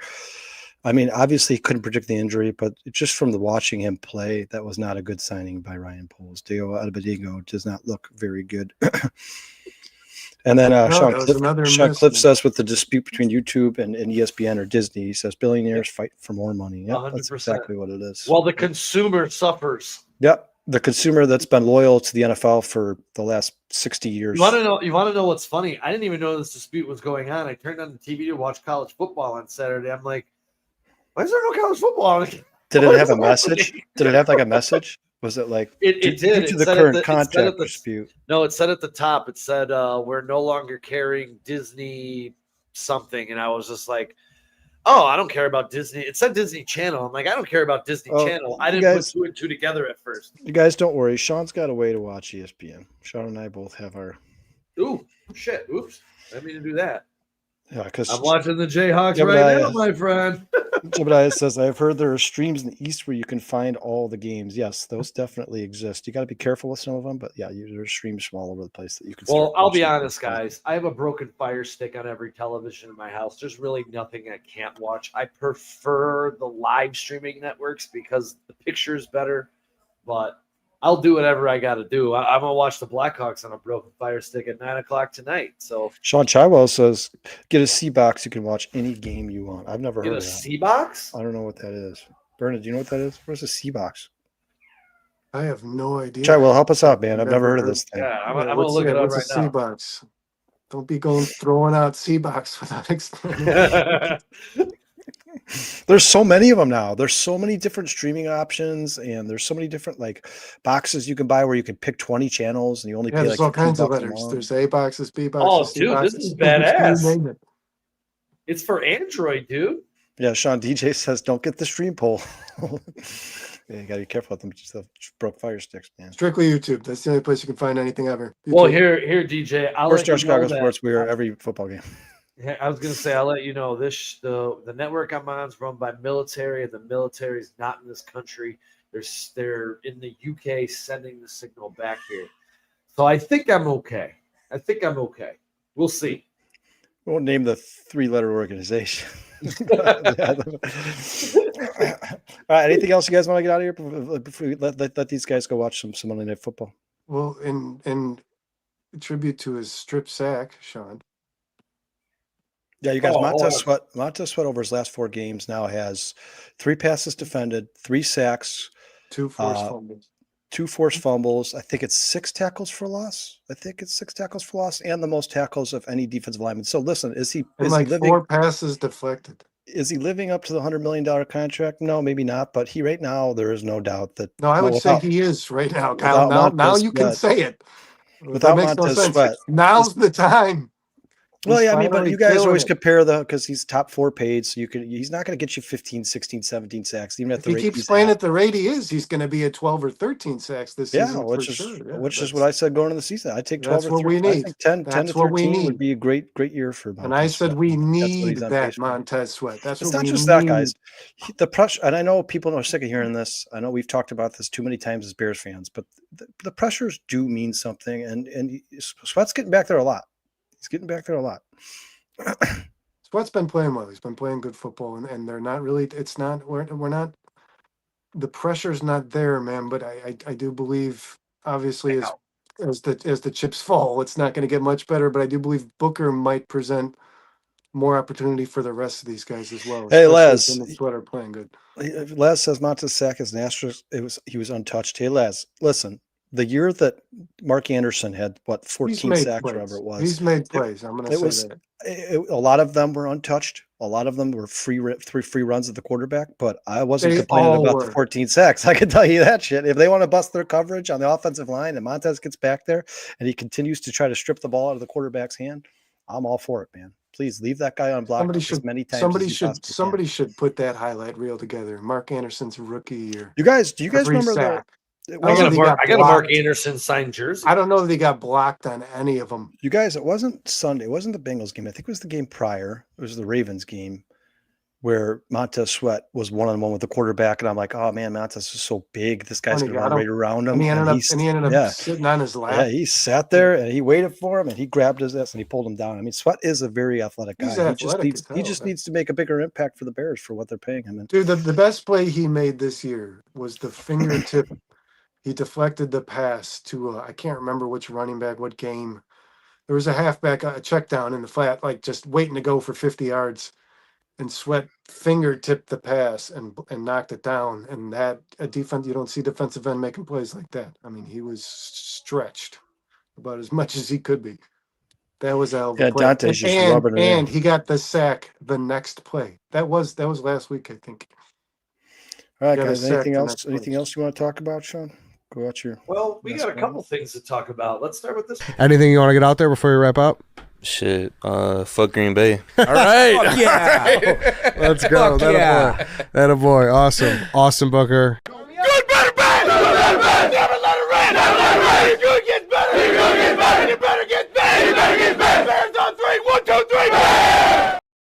How amazing would it be if Austin Booker had like 5 sacks against the Packers? Oh, That would God. be awesome, dude.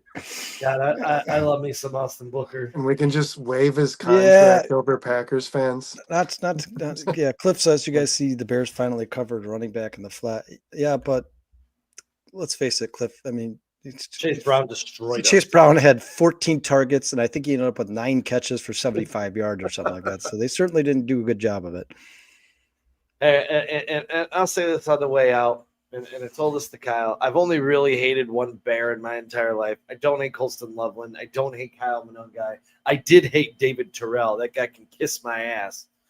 But on top of that, And Nate Davis. and we could throw I think Nate we all Davis out. hate Nate Davis because he's a lazy piece of shit that just expects to collect a check and sit on his ass. Here, and Brandon, if you ever wanted to see me disappointed in a draft pick, when they drafted David Terrell, I don't know if I've said that many swear words in a row in my life.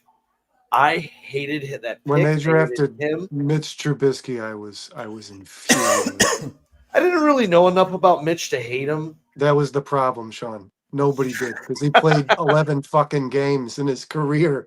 Yeah, and Cliff, to your point, this is a good response by Laz because Laz, it was actually 2 of them. He said Chase dropped a wide open pass, and he's talking about Chase Brown. I don't know. Yeah, I he think he's talking did. about Chase Brown. Oh, he dropped 2 really bad Chase ones. Brown Yeah. dropped 2 wide open passes where he was might have both been house calls if he would have caught either of those balls. But I mean, listen, Chase Brown had a damn good day. In the last 3 weeks, Chase Brown's been one of the best running backs in the NFL, and Keep coming. I think right now he's number with Joe 2 for. Flacco. I think right now he's number 2 for missed tackle percentage. So Chase Brown's obviously a very good athlete. He's just playing behind one of the worst offensive lines in the NFL, and that's the problem. He needed a quarterback that could at least move the football. Illinois, man. Illinois bred. Illinois guy, and I think the Yeah. Bengals go on a bye this week. And his so- twin brothers, they do. his twin brothers on like the Seahawks or the Cardinals, maybe. Did you guys get a chance to see the text message exchange between the 2 Taylor brothers, Press Taylor and Zach Taylor, No. the coach of the Bengals and the Bears passing game coordinator? Uh-oh. If you get a chance, man, I'm not gonna. I don't want to paraphrase it because I've been screwed up big time. But go if you can find it. It's hilarious. That's a Man. letdown. It's absolutely hysterical, dude. It's absolutely hysterical. What are they just? It's like talking good luck. shit? Yeah, good luck. Jamar Chase, T. Higgins, Chase Brown. He's like, oh yeah, Colston Loveland, DJ Moore, Roman Tunes. They just keep going back and forth and back and forth. It's absolutely hilarious. And that's actually what ended up happening in the game. All the guys they mentioned just absolutely exploded and went off. Paul Rodriguez says, good show, fellas. See you next show. Appreciate you. Be easy. Hey man, thank Appreciate everybody. you. Paul. for Yeah. joining thanks, us. guys. Guys, Mikey. run through it. Mikey, Mikey, this Thursday I will for sure have a show if Dustin is not around. Let me know if you're interested. Yeah, Mikey, Laz, Cliff, thanks for joining the show. Dante, Purify, as always. DJ, I always love the banter, man. Thank you so much for being here. Love you, DJ. Breaking news, Bruce, Chai Will, Jebediah. Guys, help me out here. This list goes on and on. And every great active chat today. AJP was here. A couple Dante, new DJ, new Lex, guys here. A couple of people I've Cliff. never seen in here before. Sex Machine. I think that's the first Sex time I've Machine, seen him. yeah. Chai Will, No, can't he forget about comes him, Thursday. man. Scott AJP. Angel. Scott, we love you. You're the man, dude. Scott's a good personal AJP. friend of ours. We appreciate you. Yeah, man. Everybody in the chat. Lauren was in the house today. He said Sean said balls. I don't know if you saw that or not. I don't know if you saw that or not, Sean. I did. But Thanks, thank No, you. you guys killed it. Viso Thanks, Joe was here today, man. Purple Jesus, once again, thank you for those memberships. We appreciate that, man. Thank you so much, dude. Shannon was in the house today. I definitely will. I will. T, the Lions fan, was here. Phil was here. Phil's always here early, and then I think he goes to bed a little bit early. But thank you so much, guys. We appreciate you guys. We love you guys. Dwayne, thank you. You guys take care of yourself so you can take care of each other. And we will see you on Wednesday with the Barely There podcast. Sean and I are going to break down the Giants game with the upcoming Jackson Dart. Once again, the Bears, and I don't want to make excuses for the Bears, but the Bears get another injury break. Obviously, you guys, Cam Scatterbo is out for the season, and he looked like he was going to be a damn good player this season. That's the one. Yeah. You guys, they were running their offense through Cam Scatterbo. Malik he was catching Neighbors. touchdowns. He was, Malik Neighbors is not on that football team right now. I mean, just I don't know if you guys noticed or not. I don't want to get a whole conversation. They're getting killed. The league itself is just getting decimated by injuries, man. Every week there's 4 or 5 new torn ACLs. Malik Williams is out for the year. Jaden Daniels is most likely out for the year. I mean, every week there's just a bunch of, obviously Deo's out for the year. Guys are just dropping like flies. I've never seen anything like this, man. Yeah, it's bad. It yeah, sucks. love you guys. Is Joe Alt, Kyle. Joe Alt is done for this season. Oh yeah, and real quick, guys, go Cowboys! Going for a perfect 6 for 6 in our Wednesday's pick 6. Go Marvin Harrison Jr. Yeah, I need a game. I think I'm about to lose my fantasy. Brennan's not going to argue with you. I think he's got him on his fantasy team. Right now, there's a lot of nothing going on in this game, guys. So, we haven't missed much. Love you guys, man. Everybody have a good night. Appreciate you. Everybody. They're down.